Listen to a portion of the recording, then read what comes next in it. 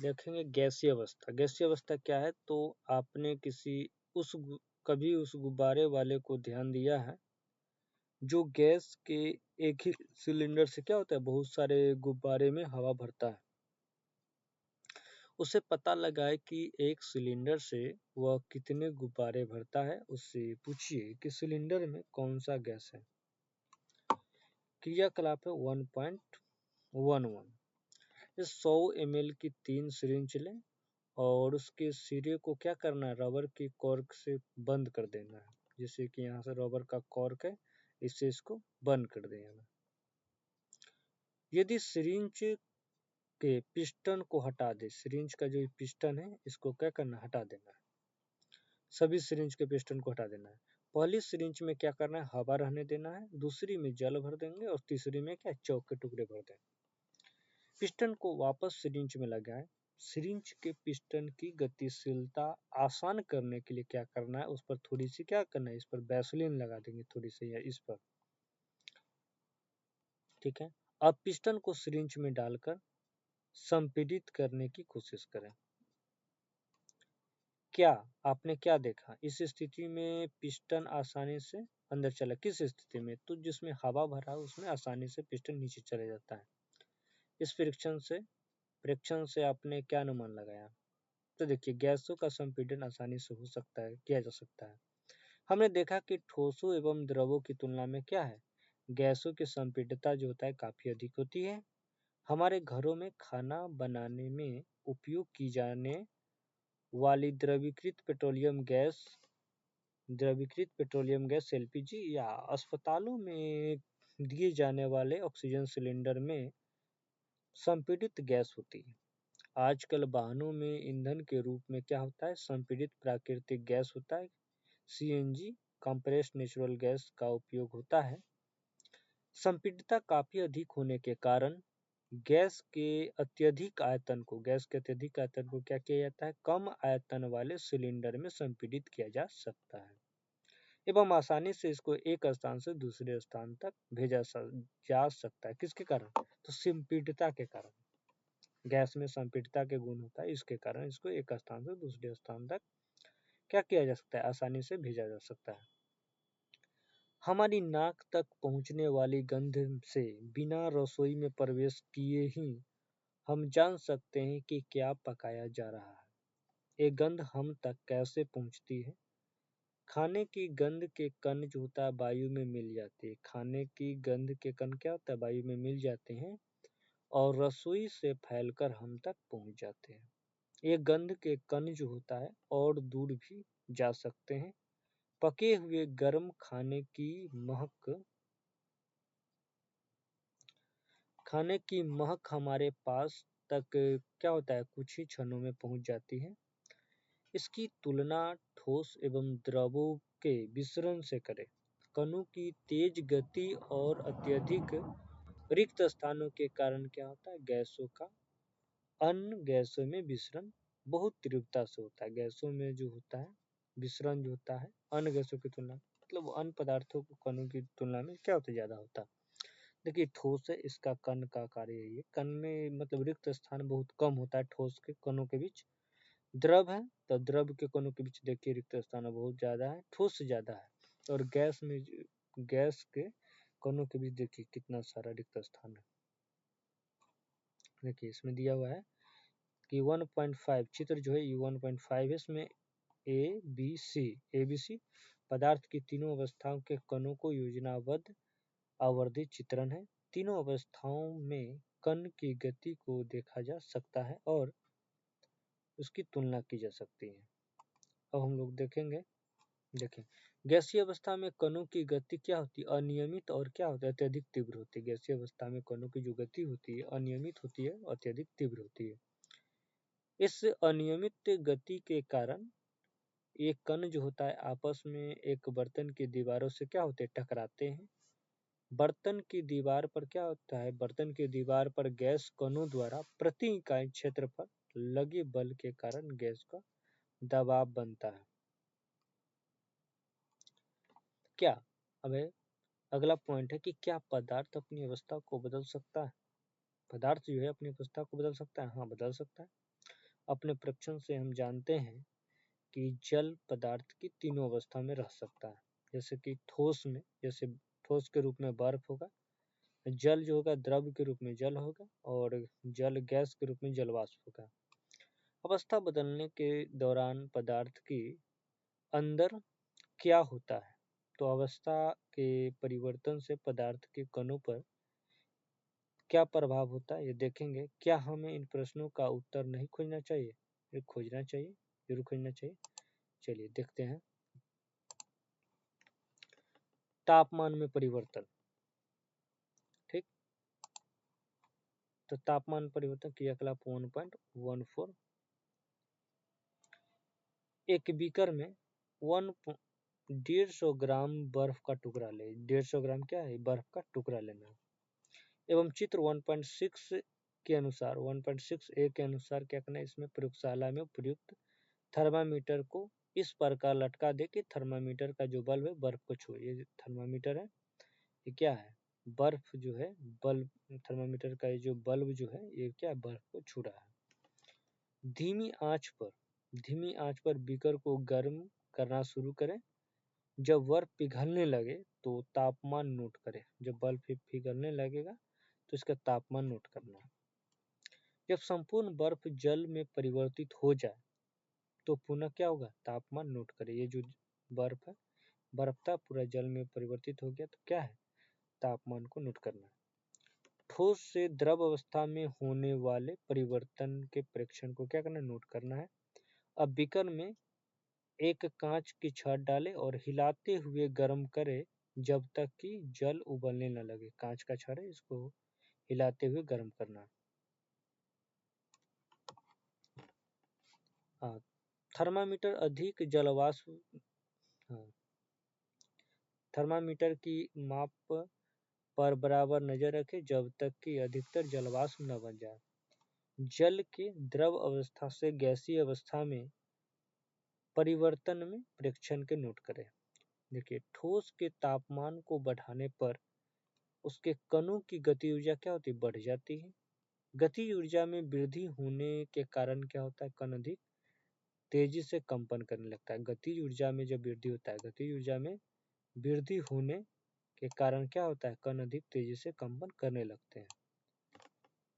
ऊष्मा के द्वारा प्रदत्त की गई ऊर्जा कणों के बीच के आकर्षण बल को क्या करते हैं? पार कर लेती है।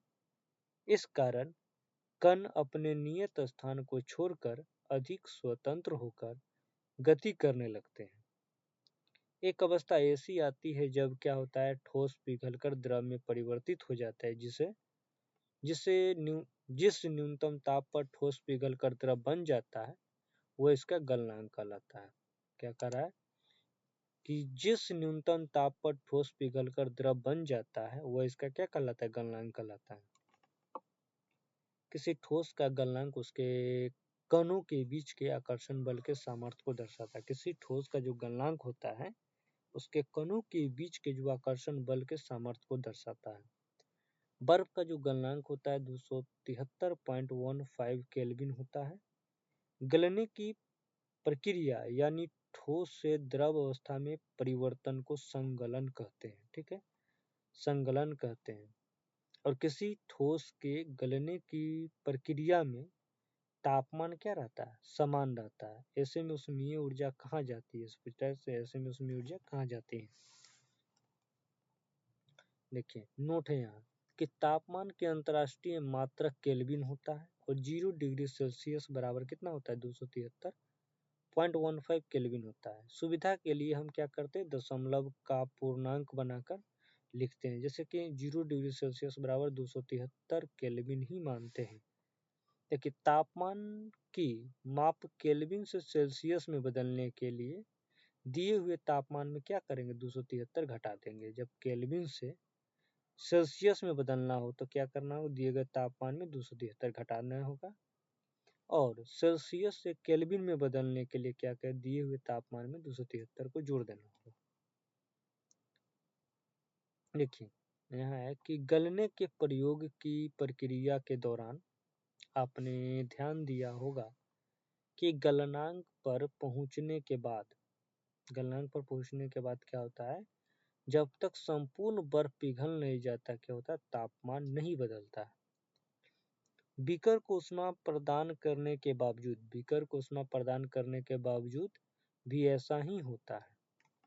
कणों के परस्पर आकर्षण बल को वशीभूत करके पदार्थ की अवस्था को बदलने में इस ऊष्मा का उपयोग होता है। चूंकि तापमान में बिना किसी तरह की वृद्धि दर्शाए इस ऊष्मीय ऊर्जा को बर्फ अवशोषित कर लेती है। यह माना जाता है कि यह बीकर में ली गई सामग्री में क्या छिपी रहती है, जिसे गुप्त ऊष्मा कहते हैं। यहाँ गुप्त का अभिप्राय जो होता है छुपी हुई से है। वायुमंडलीय दाब पर 1 किलोग्राम ठोस को उसके गलनांक पर द्रव में बदलने के लिए जितनी ऊष्मीय ऊर्जा की आवश्यकता होती है उसे संलग्न की प्रसुप्त ऊष्मा कहते हैं। अर्थात 0 डिग्री सेल्सियस जो होता है 273 केल्विन पर जल के कणों की ऊर्जा उसी तापमान पर बर्फ के कणों की ऊर्जा से अधिक होती है। जब हम जल के ऊष्मीय ऊर्जा देते हैं, जब हम क्या करते हैं, जल में ऊष्मीय ऊर्जा देते हैं तो कण अधिक तेजी से क्या करते हैं, गति करते हैं। एक निश्चित तापमान पर पहुंचकर कणों में इतनी ऊर्जा आ जाती है कि वे क्या होता है, परस्पर आकर्षण बल को तोड़कर स्वतंत्र हो जाते हैं। इस तापमान पर द्रव गैस में बदलना शुरू हो जाता है। द्रव जो होता है गैस में बदलना शुरू हो जाता है। वायुमंडलीय दाब पर वह तापमान जिस पर द्रव उबलने लगता है उसे इसका क्वथनांक कहते हैं। क्वथनांक समष्टि गुण है। क्वथनांक क्या समष्टि गुण है। द्रव के सभी कणों को इतनी ऊर्जा मिल जाती है कि वे वाष्प में बदल जाते हैं। द्रव के सभी कणों को इतनी ऊर्जा मिल जाती है कि वे वाष्प में बदल जाते हैं। जल के लिए यह तापमान जो होता है 373 केल्विन 100 डिग्री सेल्सियस या 273 प्लस 100 केल्विन 373 केल्विन होता है। जल के लिए यह तापमान कितना होता है, क्वथनांक या वाष्प में बदलने की जल का क्वथनांक जो होता है 373 केल्विन होता है या फिर 100 डिग्री सेल्सियस होता है। क्या आप वाष्पीकरण की गुप्त ऊष्मा को परिभाषित कर सकते हैं? इसे उसी तरह परिभाषित कीजिए जैसे हमने संलग्न की प्रसुप्त ऊष्मा को परिभाषित किया है। 373 केल्विन या 100 डिग्री सेल्सियस तापमान पर भाप अर्थात वाष्प के कणों में उसी तापमान पर पानी के कणों की तुलना में अधिक ऊर्जा होती है। क्या करता है, वाष्प के कणों में उसी तापमान पर पानी के कणों की तुलना में अधिक ऊर्जा होती है। ऐसा इसलिए है क्योंकि भाप के कणों ने वाष्पीकरण की गुप्त ऊष्मा के रूप में अतिरिक्त ऊष्मा को क्या कर लिया, अवशोषित कर ली है। देखिए, ठोस को जब ऊष्मा देंगे तो द्रव अवस्था में परिवर्तित हो जाएगा, जब द्रव को ऊष्मा देंगे तो गैस अवस्था में परिवर्तित हो जाएगा, और जब गैस को शीतल करेंगे तो द्रव होगा, और द्रव को जब शीतलता करेंगे तो ठोस प्राप्त होगा। अतः हम यह कह सकते हैं कि तापमान बदलकर हम पदार्थ को एक अवस्था से दूसरी अवस्था में बदल सकते हैं। हमने सीखा कि गर्म करने पर पदार्थ की जो अवस्था है बदल जाती है। गर्म करने पर यह ठोस से द्रव और द्रव से गैस बन जाते हैं।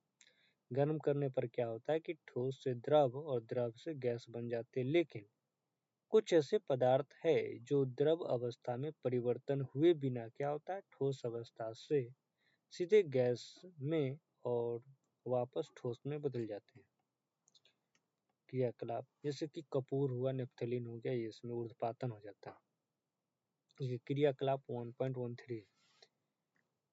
थोड़ा सा कपूर ले और इसे चूर्ण करके चीनी की प्याली में डाल दें।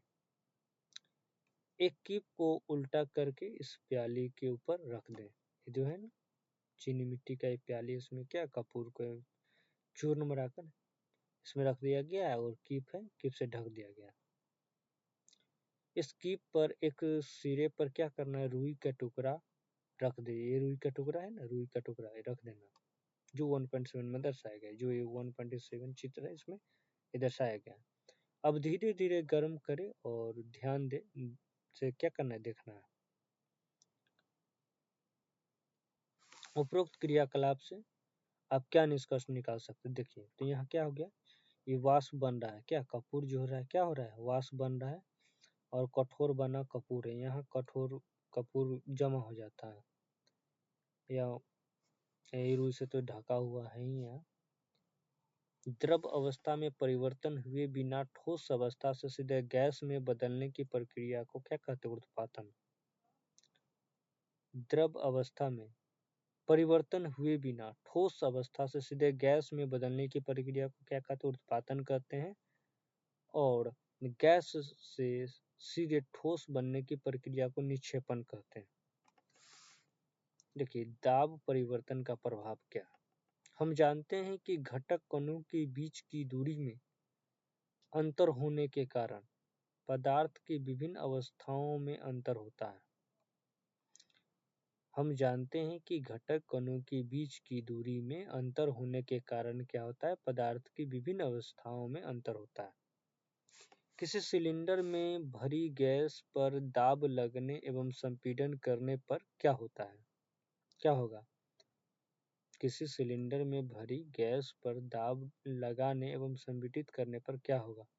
चलिए देखते हैं। क्या इसके कणों के बीच की दूरी कम हो जाता है, हाँ कम हो जाता है। क्या आपको लगता है कि दाब बढ़ाने या घटाने से पदार्थ की अवस्था में परिवर्तन हो सकता है, हाँ हो सकता है।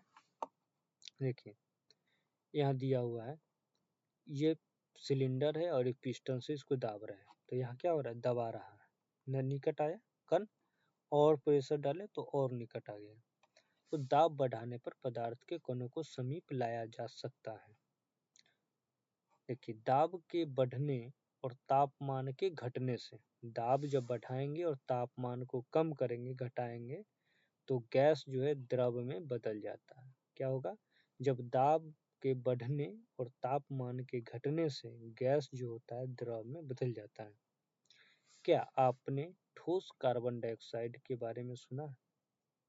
इसे उच्च दाब पर संग्रहित किया जाता है। इससे क्या होता है, उच्च दाब पर संग्रहित किया जाता है। जब वायुमंडलीय दाब का माप 1 एटमॉस्फेयर 1 atm हो तो ठोस कार्बन डाइऑक्साइड द्रव अवस्था में आए बिना सीधे गैस में परिवर्तित हो जाता है। यही कारण है कि ठोस कार्बन डाइऑक्साइड को शुष्क बर्फ कहते हैं। ठीक है, यही कारण है क्या, कि ठोस कार्बन डाइऑक्साइड को शुष्क बर्फ, ड्राई आइस कहते हैं। इस तरह से हम कह सकते हैं कि पदार्थ की अवस्था यानी ठोस, द्रव और गैस दाब और तापमान के द्वारा तय होती है। इस तरह से हम कह सकते हैं कि पदार्थ की जो अवस्थाएं हैं यानी ठोस, द्रव और गैस दाब और तापमान के द्वारा क्या होती है, तय होती है। जैसे कि देखिए, ठोस को सब संगलन करेंगे, हीट कर देंगे तो द्रव होगा। द्रव को जब वाष्पीकृत होगा तो गैस प्राप्त होगा। द्रव जो वाष्पीकृत होगा तो क्या होगा, गैस प्राप्त होगा। और गैस को जब निक्षेपण करेंगे तो ठोस प्राप्त होगा। या फिर ठोस से गैस प्राप्त होगा तो ऊर्ध्वपातन होगा। ठोस से में सीधे गैस में परिवर्तित होगा तो क्या होगा, ऊर्ध्वपातन होगा।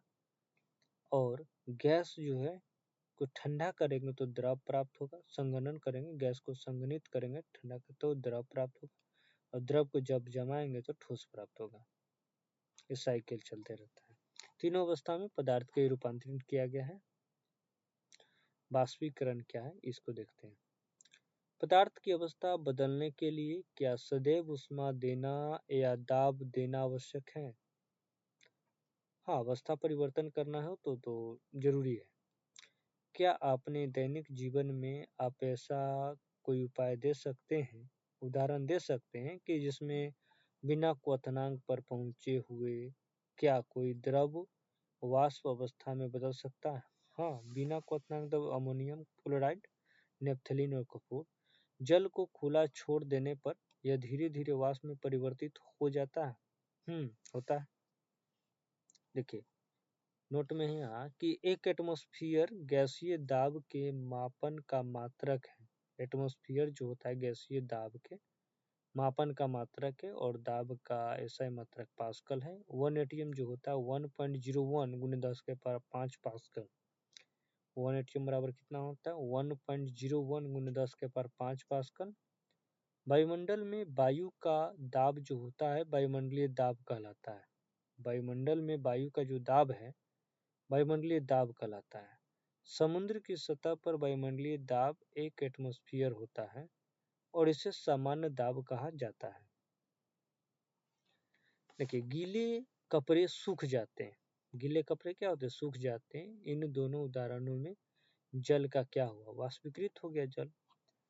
हम जानते हैं कि पदार्थ के कण जो होता है हमेशा क्या होते हैं गतिशील होते हैं और कभी रुकते नहीं है। एक निश्चित तापमान पर गैस जो है द्रव या ठोस के कणों में विभिन्न मात्रा में गतिज ऊर्जा होती है। द्रवों में सतह पर स्थित कणों के कुछ अंशों में इतनी गतिज ऊर्जा होती है कि वे दूसरे कणों के आकर्षण बल से मुक्त हो जाते हैं। क्वथनांक से कम तापमान पर द्रव के वाष्प में परिवर्तित होने की इस प्रक्रिया को क्या कहते हैं वाष्पीकरण कहते हैं। क्या कहते हैं क्वथनांक से कम तापमान पर द्रव के वाष्प में परिवर्तित होने की इस प्रक्रिया को वाष्पीकरण कहते हैं। अब वाष्पीकरण को प्रभावित करने वाले कारक है कौन कौन कारक है चलिए देखते हैं। एक क्रियाकलाप के माध्यम से इसे समझते हैं। क्रियाकलाप 1.14 क्या कह रहा है कि एक परखनली में 5 ml जल ले और इसे क्या करना है खिड़की के पास या पंखे के नीचे रख दें। खुली रखी चीनी मिट्टी के प्याली में 5 mm जल रखकर इसे खिड़की के पास या पंखे के नीचे रख दें। खुली चीनी मिट्टी के प्याली में 5 ml जल रखकर इसे क्या करनी है अपनी कक्षा के किसी अलमारी के नीचे रख दें। कमरे के तापमान नोट करें और इन सभी परिस्थितियों में वाष्पीकरण में लगे समय के दिन को नोट करें। बारिश के दिन भी इन क्रियाकलापों को करके अपने प्रेक्षण लिखें। वाष्पीकरण के निम्नलिखित तथ्यों के बारे में आप क्या अनुमान लगा सकते हैं। तापमान प्रभाव सतह का क्षेत्रफल और वायु की चाल। चलिए देखते हैं। आपने ध्यान दिया होगा कि वाष्पीकरण की दर निम्नलिखित के साथ बढ़ती है। जैसे कि देखिए सतह क्षेत्र बढ़ेगा तो वाष्पीकरण पर क्या प्रभाव होगा। तो सतह क्षेत्र बढ़ने पर अब हम जानते हैं कि किसी वाष्पीकरण जो है वाष्पीकरण क्या है एक सतही प्रक्रिया है। सतही क्षेत्र बढ़ने पर वाष्पीकरण की दर भी क्या होती है बढ़ जाती है। जैसे कपड़े सुखाने के लिए हम उन्हें क्या करते फैला देते हैं। अब है तापमान में वृद्धि से भी वाष्पीकृत प्रभावित होता है। जैसे तापमान में वृद्धि तापमान बढ़ने पर क्या होगा कि अधिक कणों को पर्याप्त गति ऊर्जा मिलती है। अधिक कणों को क्या होगी पर्याप्त गति ऊर्जा मिलती है जिससे वे क्या होते हैं वाष्पीकृत हो जाते हैं। अब आर्द्रता में कमी। आर्द्रता में कमी होगा तो वाष्पीकृत जल्दी होगा। तो वायु में विद्यमान जलवाष्प की मात्रा को आर्द्रता कहते हैं। वायु में विद्यमान जलवाष्प की मात्रा को क्या कहते हैं आर्द्रता कहते हैं।